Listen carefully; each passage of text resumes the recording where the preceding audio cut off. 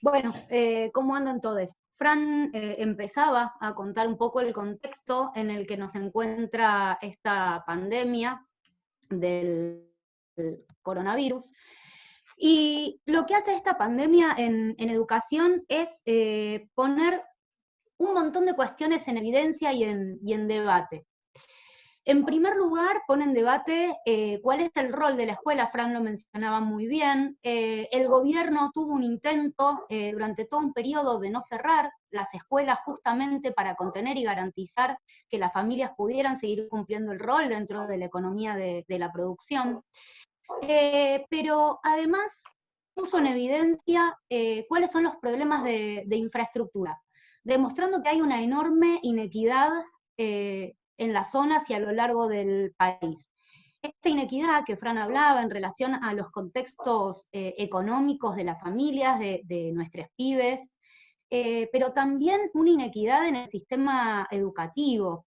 De hecho, Fran lo empezó a mencionar, pero el problema de la federalización en la educación hizo muy evidente las diferencias que había de infraestructura en las escuelas en cada una de las jurisdicciones, la poca infraestructura que había desde todo punto de vista, desde garantizar que hubiera insumos básicos para atacar esta pandemia, pero para intentar cuidarnos de esta pandemia, pero también de los otros problemas que teníamos como el dengue, pero también que las diferentes jurisdicciones, cuando el gobierno define de un día para el otro suspender las clases, fueran adoptando medidas como quisieran y pudieran.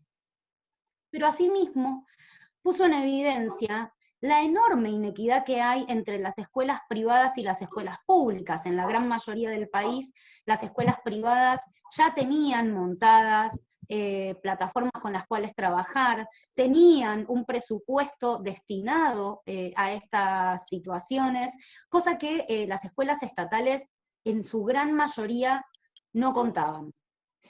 Pero no solamente se pusieron en evidencia estas dos cuestiones, sino que se puso en evidencia algo que es en lo que nos queremos detener, que es qué significaba cuando el gobierno nos dijo que había que hacer acompañamiento virtual. Porque mientras el gobierno nos decía e intentaba mantener las escuelas abiertas, generando una indignación de toda la docencia y un montón de memes, sobre que como las escuelas eran inmunes, los boliches iban a alquilar las escuelas para poder hacer sus fiestas ahí, y que los docentes éramos más inmunes que les diputados y senadores que habían definido no tener sus sesiones por miedo al contagio, dejando a millones de estudiantes en las escuelas. Digo, cuando el gobierno salía a decirnos que nuestro rol era repartir comida y ser efectores de salud para encontrar quienes tenían coronavirus, también nos dijo que teníamos que acompañar pedagógicamente, virtualmente, a nuestros estudiantes. Y en ese sentido se puso también en debate el cómo acompañarles, qué significaba y cómo. En primer lugar, se partió de una cuestión fundamental que es en qué condiciones los docentes y los estudiantes podíamos realizar ese acompañamiento virtual. ¿Con qué medios contábamos? Porque hay muchos docentes que no tienen computadora, que no tienen internet, que no tienen wifi, sumado por supuesto a las situaciones de las familias. Pero además, ¿con qué plataformas íbamos a hacer ese acompañamiento virtual? En ese sentido, salieron y fuimos notando día a día cómo salían diferentes empresas como, y multinacionales como Microsoft, Google, Zoom, que es lo que estamos utilizando, a postularse como herramientas educativas. Y esto se vio acompañado por también un agradecimiento enorme del ministro de Educación Trota hacia las empresas de comunicación como Movistar y otras empresas telefónicas, y también medios de comunicación. Ojo, que esto es un problema que abona a algo que vamos o que nosotros vemos que puede abonar a algo que voy a terminar diciendo en mi intervención. Pero también ponía en evidencia quién define cuáles son los contenidos, quién define cuáles son las plataformas, pero quién define cuáles son los contenidos, porque cuando los docentes salimos a decir que muchos de nuestros estudiantes no tenían las condiciones básicas para poder ser acompañados pedagógicamente, virtualmente, el gobierno salió a decir, no te hagas problema, vamos a poner programas de televisión al aire, vamos a poner programas de radio al aire y además vamos a imprimir unos cuadernillos. Bien, lo que nosotros queremos decir es con quién discutieron, cuáles son esos contenidos. Con la docencia no lo hicieron.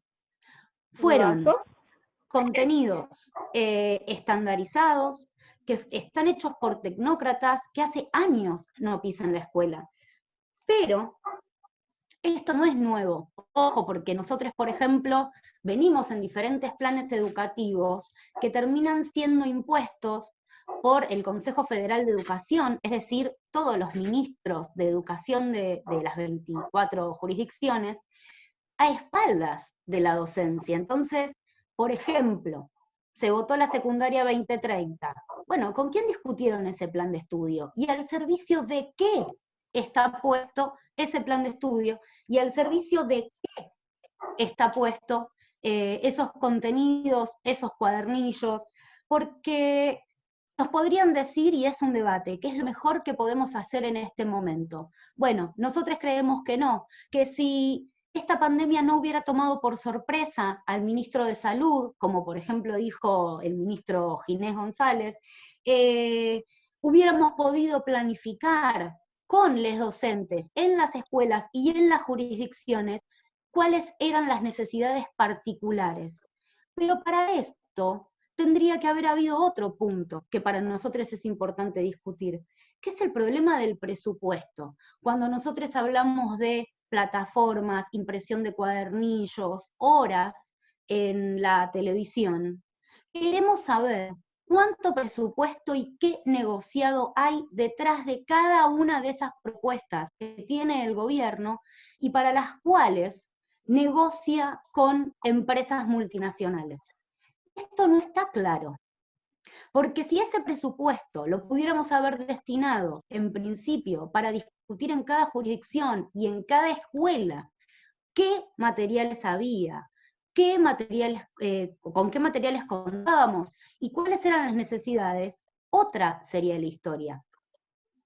Para nosotros esto es un problema alertar, porque no sería la primera vez que estas plataformas estandarizadas, que estos cuadernillos, están puestos al servicio del negociado con editoriales y con multinacionales. Digo, si nuestros planes de estudio responden a planes de la OCDE, del Banco Mundial, y en ese sentido nuestra participación con las pruebas PISA y estas evaluaciones estandarizadas que todos los gobiernos insisten en mantener, nosotros queremos discutir y queremos saber y queremos ser parte de qué presupuesto y con quiénes y al servicio de qué está puesto esto.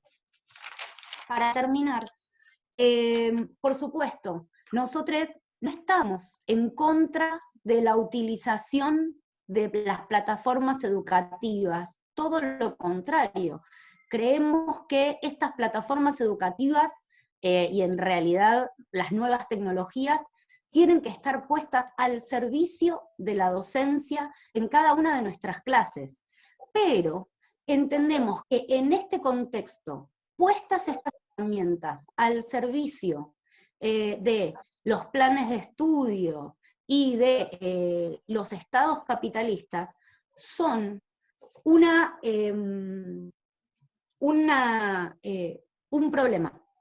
Porque lo que queremos evitar y lo que queremos alertar es que no puede ser que este contexto de acompañamiento virtual se transforme en una especie de estudio de mercado para ver cómo estos gobiernos terminan ajustando posteriormente en educación terminan viendo cómo los docentes planteamos clases virtuales y por esa vía ajustan la cantidad de docentes, ajustan la cantidad de aulas, terminamos viendo cómo nuestros estudiantes no van a la escuela, cosa que en un momento estuvo planteada en la secundaria 2030.